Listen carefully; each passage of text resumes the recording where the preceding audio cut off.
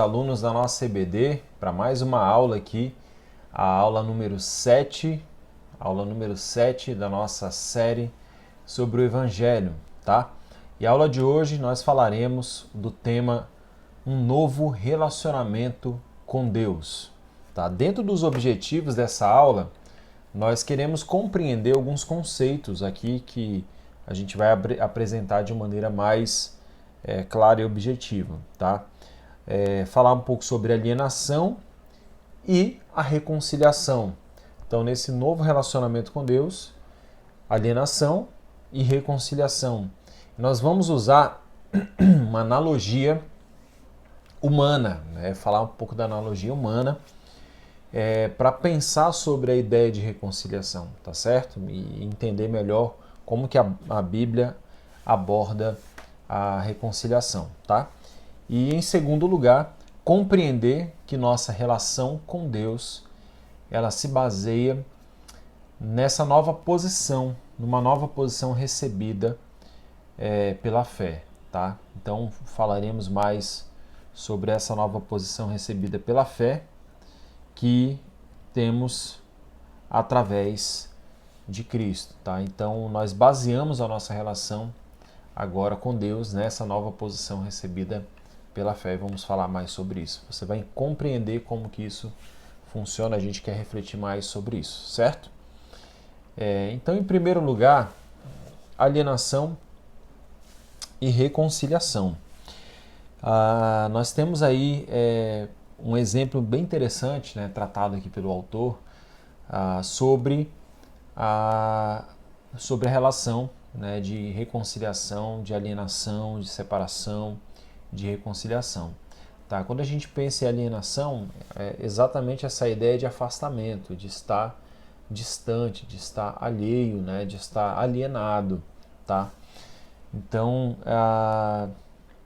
tem uma história de um rapaz chamado Justin Carter, né? E o Justin saiu de casa numa ocasião bem assim inusitada.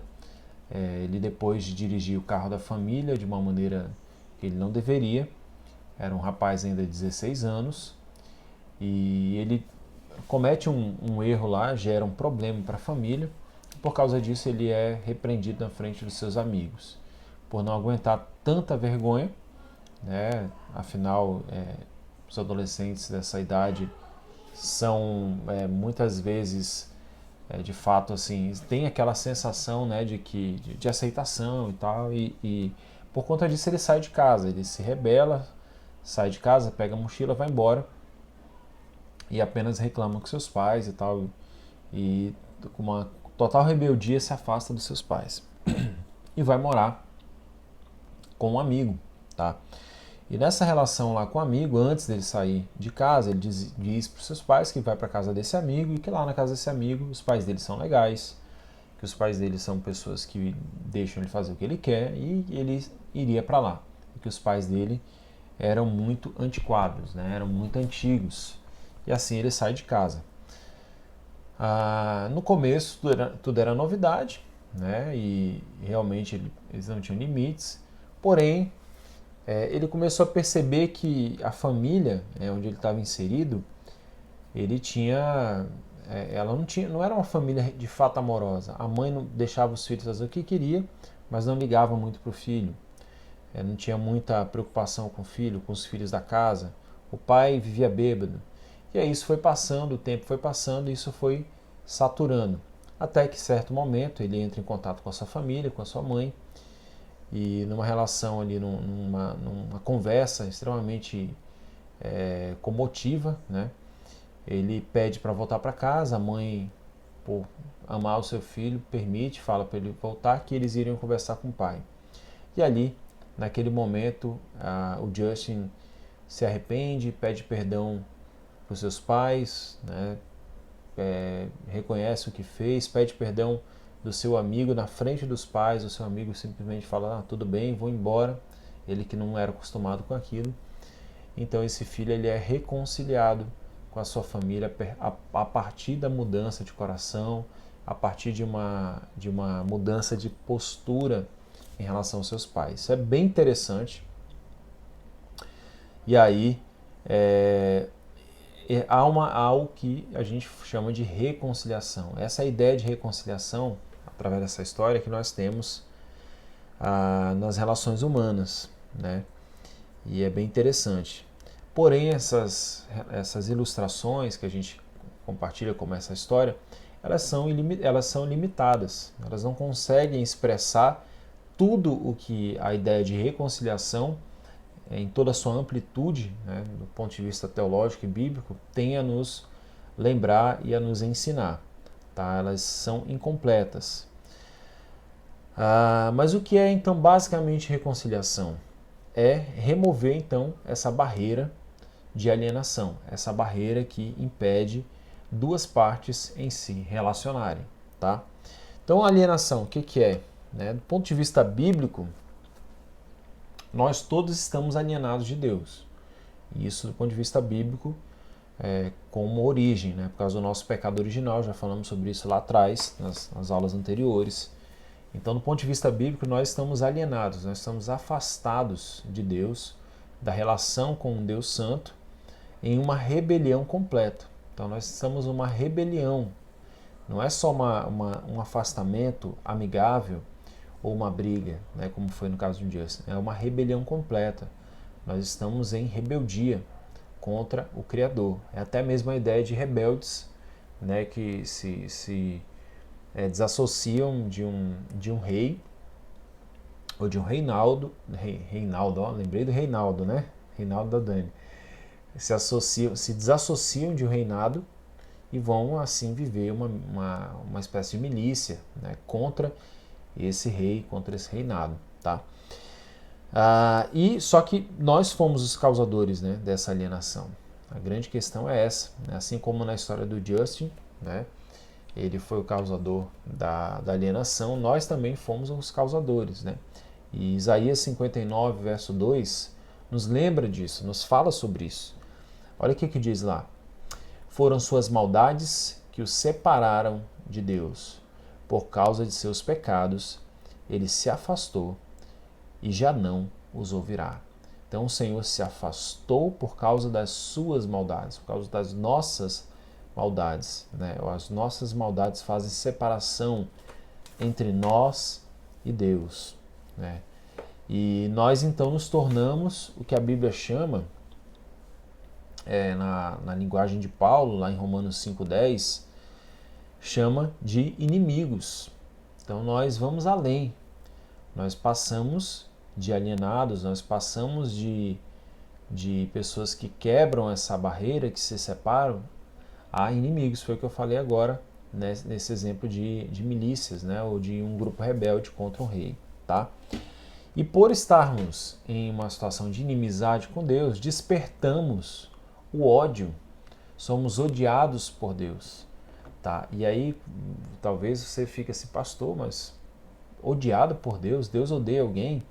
E quando a gente pensa em ódio, lembra da ira, que nós falamos lá atrás, certo? Então a ira santa de Deus, o ódio no sentido de que Deus odeia, né? O ódio santo, ele é diferente do ódio humano, né? E esse ódio aqui seria a sua justa e santa repulsa, a sua justa e santa negação contra o pecado, tá? E sua santa oposição aos que são rebeldes contra ele. Então a ideia de que Deus odeia, Deus está em oposição a pessoas más, em oposição a pecados e pecadores. E o Salmo 5,5 nos lembra exatamente isso. Diz assim: os orgulhosos não terão lugar em tua presença, pois odeias todos os que praticam o mal, tá? Todos os que praticam o mal. Então Deus odeia, né, um ser humano pecador. Odeia no sentido de uma repulsa, de uma oposição. Né? Deus ele não ama o pecado e não ama os pecadores, não ama os maus. No sentido, é até difícil a gente falar isso, mas no sentido de que esses que estão em maldade, Deus, por ser santo, não colabora. Deus não Deus não está disponível, Deus não está favorável a eles, tá? É claro, a gente vai falar que Deus nos amou, certo? Deus de fato nos amou, Ele escolheu nos amar e esse amor, ele é manifestado, né? E ele é potencializado em Cristo Jesus e é por causa de Cristo Jesus, tá? Então vamos lá. E nós também não desejamos a reconciliação e nem nós poderíamos desejar, tá?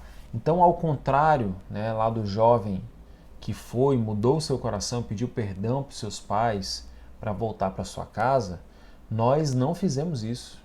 Nós nem tínhamos condições de fazer. Esse que é o grande problema. A gente nem fez e a gente nem teria condições de fazer isso. Isso não estava, não era uma inclinação natural. A inclinação do nosso coração era o que Paulo chama de pendor da carne, né?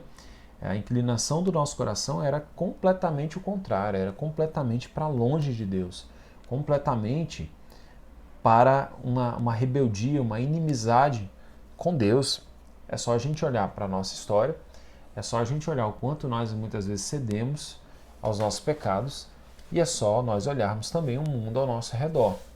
Tá? Ainda mais um tempo de pandemia que a gente vive e quanto ainda assim as pessoas continuam obstinadas, as pessoas continuam vivendo sem confiar, sem crer, sem se renderem a Cristo.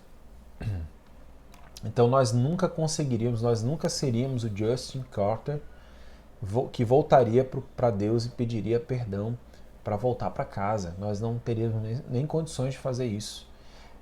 Nós estamos aprisionados numa realidade que não teríamos condições alguma, tá?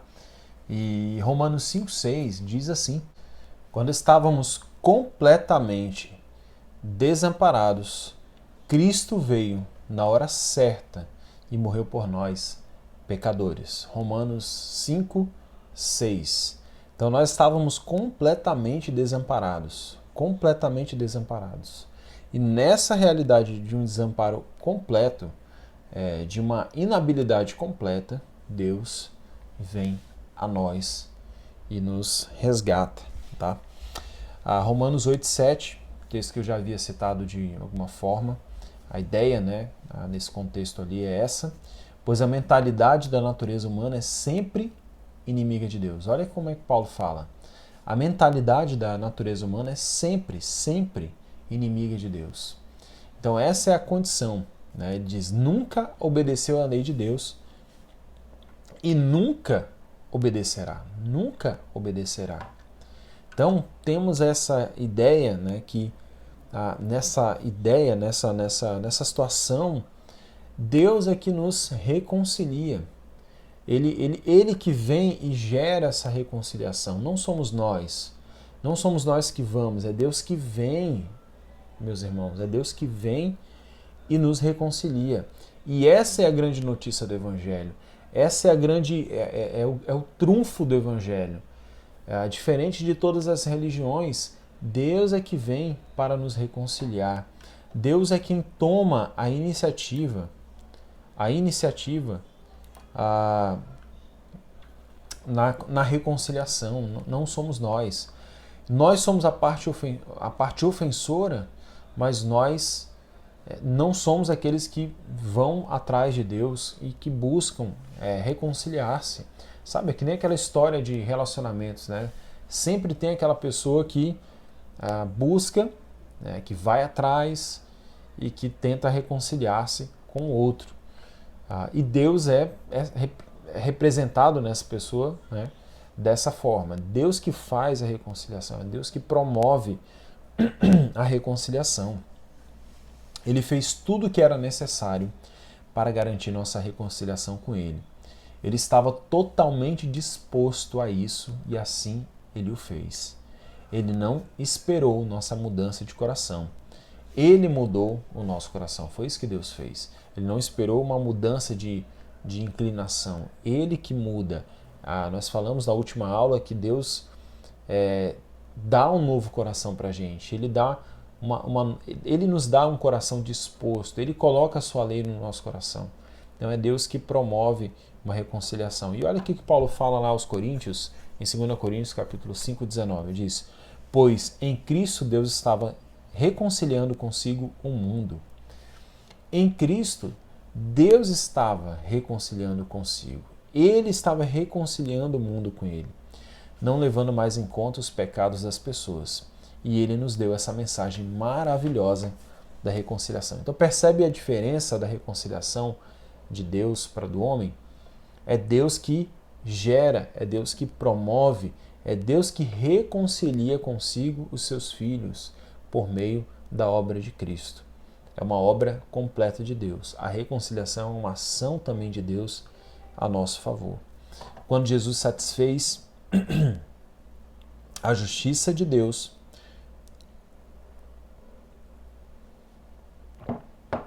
e propiciou a ira de Deus, fez tudo o que era necessário para remover a inimizade de Deus para conosco.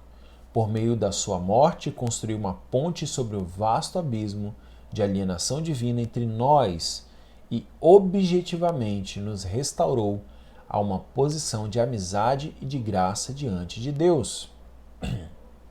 Romanos 5,10 diz assim: pois se quando ainda éramos inimigos de Deus, nosso relacionamento com Ele foi restaurado pela morte de seu Filho, agora que já estamos reconciliados, certamente seremos salvos por sua vida. Então nós éramos inimigos e o nosso relacionamento com Ele foi restaurado pela morte do seu Filho. Nós fomos reconciliados através da morte do seu Filho, certo? Deus promove do início, no meio e no fim todo o processo de reconciliação com Ele. É uma obra completa de Deus, tá? E Ele, então, além de promover reconciliação, Ele faz um apelo. E isso é bem interessante, né? É incrível como Deus faz isso. Isso demonstra a misericórdia, o amor, a mais pura graça de Deus. E de fato nos lembra que é Deus que faz, é Deus que promove toda essa reconciliação. Porque Deus faz tudo aquilo que é necessário para a reconciliação. Ele nos dá inclusive o coração disposto a reconciliar-se, né? Ele nos redime, Ele nos dá essa redenção, nos livra do poder, da maldição da lei, da escravidão do pecado. Ele faz todo o processo e ainda Ele nos apela, né? E o texto que nós lemos antes, 2 Coríntios 5, 19 e 20, né? Agora, portanto, somos embaixadores de Cristo. Deus faz seu apelo por nosso intermédio. E é interessante que antes de nós nos convertermos, sermos salvos, Deus faz um apelo. A parte final, vamos assim dizer, dessa reconciliação é Deus ir até nós e falar: agora venha se reconciliar comigo. Deus não faz, meus irmãos, nós temos que entender que Deus não desperdiça a sua palavra, Deus não desperdiça o seu chamado, o seu apelo, a sua vocação. Esse apelo, ele é um desafio e um encorajamento àqueles a quem Ele há de salvar, tá? Então, Ele faz isso, Ele faz todo o trabalho de reconciliação e Ele faz no final um apelo a nós, um desafio a nós. E Paulo continua dizendo lá em 2 Coríntios 5, 19 a 20 o seguinte: falamos em nome de Cristo quando dizemos: reconcilie-se com Deus. Em nome de Cristo. Agora o apelo é feito por meio de nós, né, para essa reconciliação. E esse apelo reflete essa graça, esse tamanho da graça de fazer toda a obra e de no final ainda nos convidar e falar: venha, se reconcilie comigo. Venha, volte para mim, certo? Eu estou favorável, eu estou te dando tudo aquilo que é necessário. Quem atende esse apelo? Aqueles que entenderam, aqueles a quem o Espírito Santo trabalhou, aqueles a quem o Espírito Santo convenceu, é aqueles a quem Deus entendem o poder, entendem tudo isso que Deus fez, reconhecem e são reconciliados com Deus. Deus envia o seu Espírito Santo para abrir os nossos corações, o processo é completo, ele faz o apelo, mas ele também nos dá condições de responder esse apelo. Em Atos 16:14 temos a história interessante. Paulo está em Filipos, né? E ali eles encontram, né, algumas pessoas, e uma delas era uma mulher temente a Deus chamada Lídia, em Atos 16:14, da cidade de Tiatira. Ela era comerciante de tecido de púrpura. Enquanto ela ouvia, né, a pregação de Paulo e seus companheiros, o Senhor lhe abriu o coração e ela aceitou aquilo que Paulo estava dizendo. Então o Senhor convenceu, o Senhor abriu o coração. Então Deus é aquele que promove tudo que é necessário para que haja reconciliação. Ele faz o apelo, ele abre o coração por meio dessa obra do Espírito Santo, que nós conhecemos muito bem. Essa reconciliação, então, se torna algo permanente e seguro. A nossa reconciliação com Deus é permanente e eterna, porque Cristo a realizou por nós. Não há nenhuma possibilidade de ser desfeita em algum momento. Embora continuemos, mesmo como crentes, a fazer coisas que em si mesmas merecem o desagrado de Deus, nunca poderemos retornar a um estado de alienação divina. Por causa de Cristo, Deus sempre nos aceitará. E mesmo quando Deus julga necessário nos disciplinar pela desobediência persistente, então entenda que agora Deus não mais nos aliena, mas Deus nos disciplina. Então, às vezes, a sensação que a gente tem de um distanciamento é por causa do nosso pecado, é porque não estamos com a nossa vida em dia, é porque esquecemos do Evangelho. Nós já falamos isso em aula, acho que na segunda aula, sobre o meu pecado e a cruz. Ou porque Deus está nos disciplinando, Deus está trazendo uma disciplina para que nós possamos voltar para Ele, reconhecer pecados, confessá-los e assim por diante. A aula 3 a 5 falam mais sobre isso. Você pode assistir sobre o pecado, sobre disciplina e assim por diante, tá? Então, há um processo, há uma reconciliação permanente. Diferente de uma relação humana, que às vezes há uma reconciliação, há um novo vacilo e uma alienação, uma separação, um afastamento, na relação com Deus não, ela é permanente. Essa reconciliação ela é feita completa. E por que ela é completa? Porque Deus mudou o nosso coração. Nós não temos mais o mesmo coração rebelde de antes. Então nós não iremos mais quebrar essa relação não é mais inquebrável. E mesmo quando nós falhamos, ela não pode ser quebrada mais, porque foi feita por Deus, foi feita na obra de Cristo, foi concretizada pelo sangue de Cristo, pela morte de Jesus. É uma obra completa, é uma obra perfeita, é uma obra só, que garante essa reconciliação permanente, que promove. Então Deus é aquele que gerou reconciliação, mas que preserva, que garante essa reconciliação até o fim. Trataremos então em aula futura mais sobre a natureza da salvação, mas aqui já temos mostrando que essa natureza também é que nós não permanecemos do mesmo jeito, já vemos um pouco isso. Se fomos reconciliados com Deus, somos outra pessoa, e tudo é afetado, toda a nossa vida é mudada, tudo que a gente faz, tudo que nós somos é alterado por essa nova realidade com Deus, tá?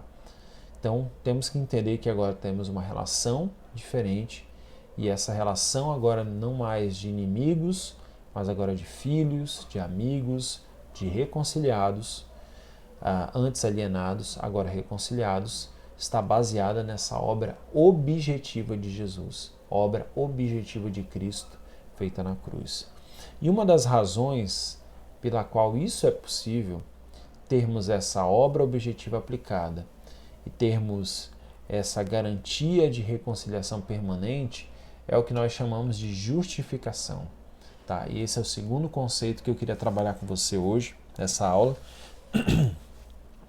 de que essa justificação promove e garante essa nova posição diante de Deus. Então agora nós temos uma nova reconciliados com Deus, temos uma nova posição diante de Deus. Opa, antes a minha posição era de caído, era uma posição de pessoas, de não filho, de rebelde. A minha posição, a minha apresentação, a minha colocação diante de Deus, o meu status agora é de filho, de alguém reconciliado, de alguém, de um amigo, né, de Deus, de uma relação agora próxima, tá? Então, como criaturas injustas podem se relacionar com Deus justo? Nessa relação de reconciliação, a gente pensa na reconciliação humana, são dois pecadores, certo? Que se perdoam, que se admitem e que se dão porque pecam. Mas a relação de Deus com a gente não, é uma pessoa santa, perfeita, é Deus e pecadores. Então, como que é possível ter uma nova posição? Como que é possível ter uma nova relação com Deus? Como é que é possível ser reconciliado com Deus? A palavra, a resposta está naquilo que nós já temos falado em aulas anteriores, mas aqui nós vamos falar de maneira mais expansiva sobre a ideia, tá? A única maneira de termos um relacionamento com Deus que é justo, Deus justo, é também sendo justo. E como que nós podemos ser justos? Isso é impossível, né? Você pode ler lá Romanos 3:10 depois. É impossível a gente conseguir agradar a Deus, a gente conseguir estar em uma posição de justiça diante de Deus. Como que a gente consegue? E Lutero viveu, né, esse dilema durante a sua vida constante, né, de tormenta, de um atormento, né, constante na sua vida, porque ele percebeu que ele não era justo, ele via a relação de justo, ele via a Bíblia falando sobre justo, e ele pensava como, e ele era cada vez mais atormentado pelos seus pensamentos, né? Aos olhos de Deus, como é que eu posso me afirmar justo? E aí ele chegou uma certa vez, até mesmo falar, é bem interessante isso, bem engraçado. Ele fala, amar a Deus? Como? Eu odeio a Deus, eu odeio. Né? Por quê?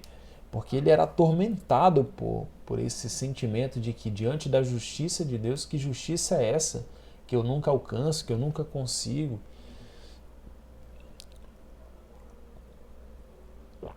Lutero era um homem de consciência religiosa muito aguçada, né? Isso o atormentou e o levou a refletir muito sobre isso. E aqui então a resposta em Romanos 3, do 21 ao 26, eu vou ler, a gente vai destacar algumas expressões, tá bom? Diz assim, agora porém, conforme prometido na lei de Moisés e nos profetas, Deus nos mostrou como somos declarados justos diante dele, sem as exigências da lei. Somos declarados justos diante de Deus por meio da fé em Jesus Cristo. Irmãos, isso é muito claro, tal como uma água clara, uma água cristalina, é essa verdade aqui. Tá? Somos justificados, justos diante de Deus por meio da nossa fé em Jesus Cristo. E isso se aplica a todos que creem, sem nenhuma distinção. Pois todos pecaram e não alcançaram o padrão da glória de Deus. Mas Ele, em sua graça, nos declara justos por meio de Cristo Jesus, que nos resgatou do castigo por nossos pecados. Lembra do resgate da maldição? Então nós somos justos em sua graça, declarados justos por meio de Jesus Cristo. Deus apresentou Jesus como sacrifício pelo pecado, com o sangue que ele derramou, mostrando assim sua justiça em favor dos que creem. No passado, ele se conteve e não castigou os pecados antes cometidos, pois planejava revelar sua justiça no tempo presente. Com isso, Deus se mostrou justo, condenando o pecado, e justificador, declarando justo o pecador que crê em Jesus Cristo. Então, meus irmãos, olha como é interessante. A justiça de Deus é uma justiça que Ele exige, mas também que Ele mesmo fornece para nós pela fé. Paulo fala aqui que somos declarados justos diante de Deus por meio da fé em Jesus Cristo. E aqui nasce um conceito na Reforma, que nós entendemos, né, que a resposta para a nossa relação com Deus justo está contida aqui, nessa expressão, na expressão chamada justificação pela fé.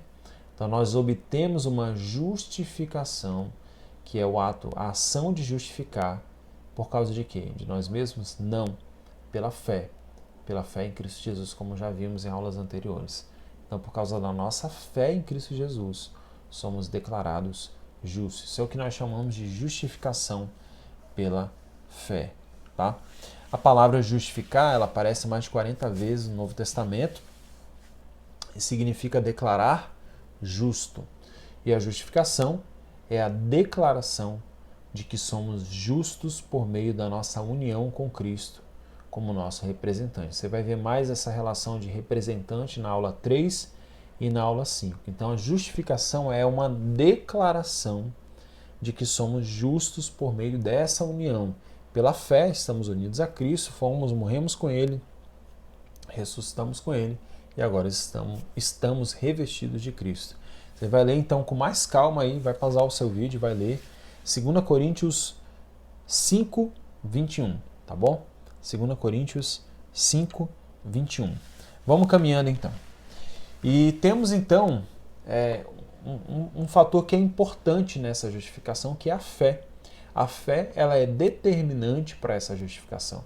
Porque se a justificação não é feita por nós não fomos lá e nós não obedecemos. Cristo fez por nós. Como que nós então obtemos essa justificação de Cristo? Como é que nós trazemos essa justificação, essa obra de Cristo para a nossa vida? É a fé. Tá? Em Romanos 10, 13 a 15 diz o seguinte: pois todo aquele que invocar o nome do Senhor será salvo. Mas como poderão invocá-lo se não crerem nele? Tá? E temos essas palavras aqui que vamos destacar. A palavra invocar, crer. E como crerão nele se jamais tiverem ouvido a seu respeito? Ouvir, né? Ou ouvido. Como ouvirão a seu respeito se ninguém lhes falar? E como alguém falará se não for enviado? Por isso as Escrituras dizem: como são belos os pés dos mensageiros que trazem boas novas. Nessa ordem, então, nós vamos refletir sobre essas 4 palavras bem rápido. A palavra falar, ouvir, crer e invocar. Então, no texto nós temos essas 4 palavras. Mas se a gente olhar na ordem cronológica, né, seria, então, de trás para frente. A pessoa vai invocar, mas para invocar ela tem que crer. Para ela crer, ela tem que ouvir.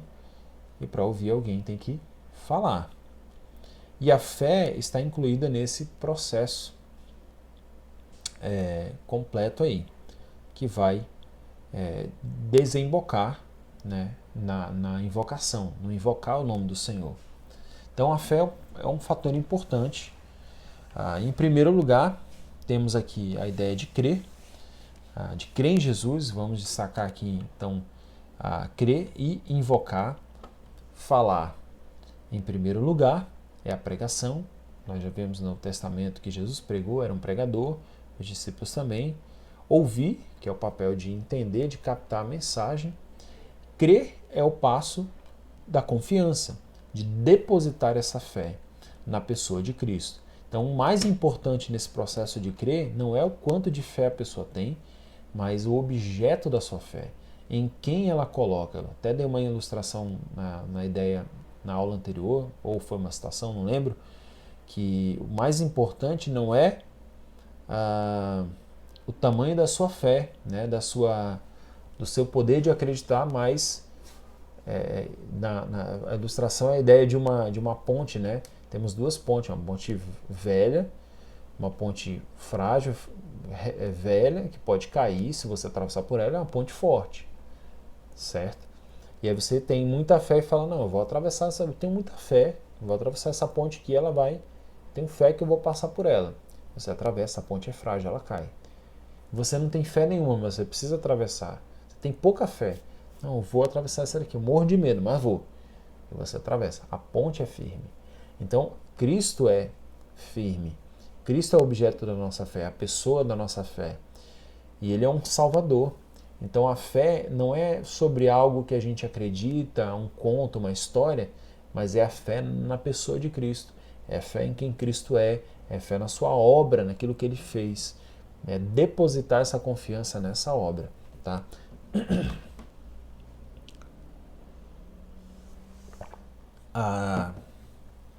E essa pessoa que confia, que deposita sua fé, invoca.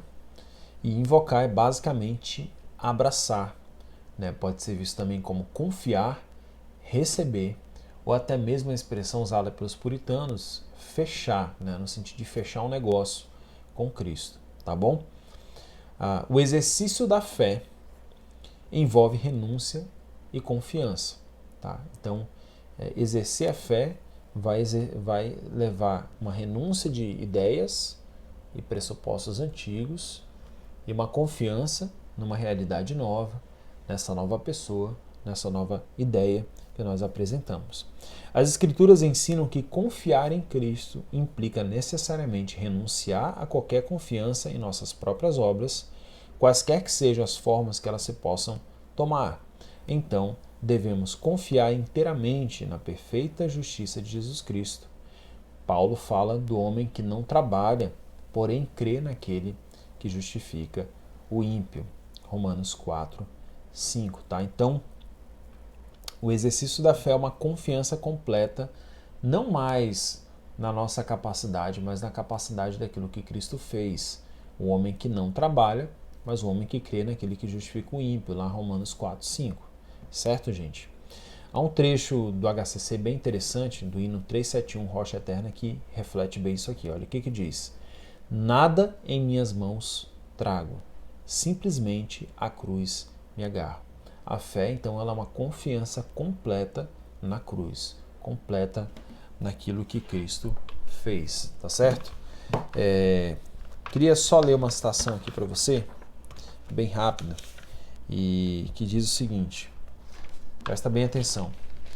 Quando chegamos a Cristo, então, de mãos vazias, não alegando mérito nosso, mas nos apegando pela fé ao seu sangue e justiça, somos justificados. Passamos imediatamente de um estado de condenação e morte espiritual para um estado de perdão, aceitação e esperança garantida na vida eterna. Nossos pecados são apagados e somos revestidos com a justiça de Jesus Cristo. Em nossa posição diante de Deus, nunca seremos, mesmo no céu, mais justos do que éramos no dia em que confiamos em Cristo. Olha que expressão forte isso. Em nossa posição diante de Deus, nunca seremos mesmo no céu mais justos do que éramos no dia que confiamos em Cristo ou do que somos agora. Obviamente, em nossa experiência diária, ficamos muito aquém da perfeita justiça que Deus exige. Mas, como Ele nos imputou a perfeita justiça de seu Filho, agora nos vê como sendo tão justos quanto o próprio Cristo. Isso é uma expressão forte que só aqueles que confiam no Evangelho podem dizer. Você não é mais justo hoje do que você foi no passado, e você não será mais do que você é hoje.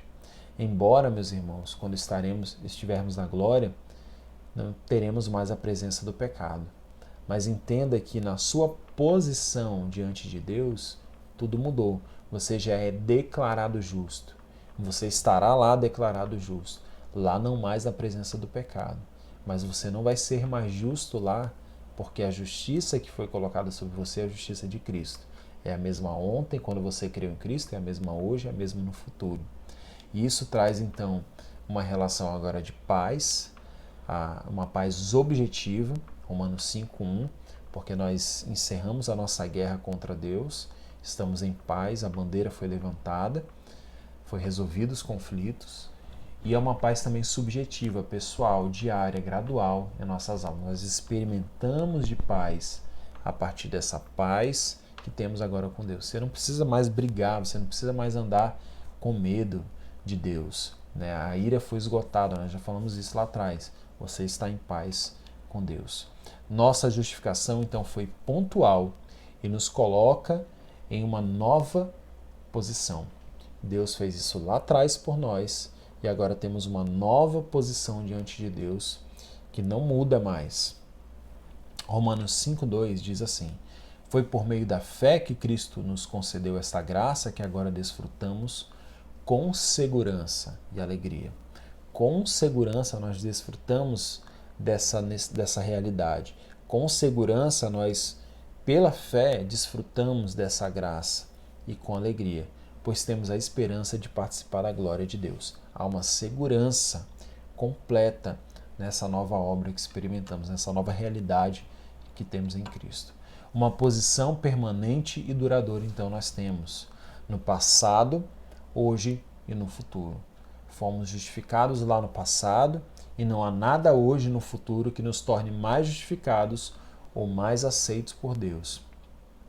A justificação ela foi pela fé ontem, ela continua sendo hoje e ela continua sendo amanhã. Justificação pela fé no início, no meio, no fim, no passado, no presente e no futuro. Que coisa maravilhosa. Gálatas 2:20 nos lembra, e Paulo experimentava isso. Gálatas, capítulo 2, Paulo está falando sobre essa justificação. E ele chega no verso 20, texto muito conhecido, dizendo o seguinte: já estou crucificado com Cristo, e vivo não mais eu, mas Cristo vive em mim. E a vida que agora vivo na carne, vivo-a pela fé no Filho de Deus, que me amou e se entregou a si mesmo por mim. Paulo está falando de justificação, e ele fala que a vida que ele vive agora, ela é pela fé. Ela continua sendo por causa dessa justificação pela fé. Tá certo? Temos então uma nova realidade.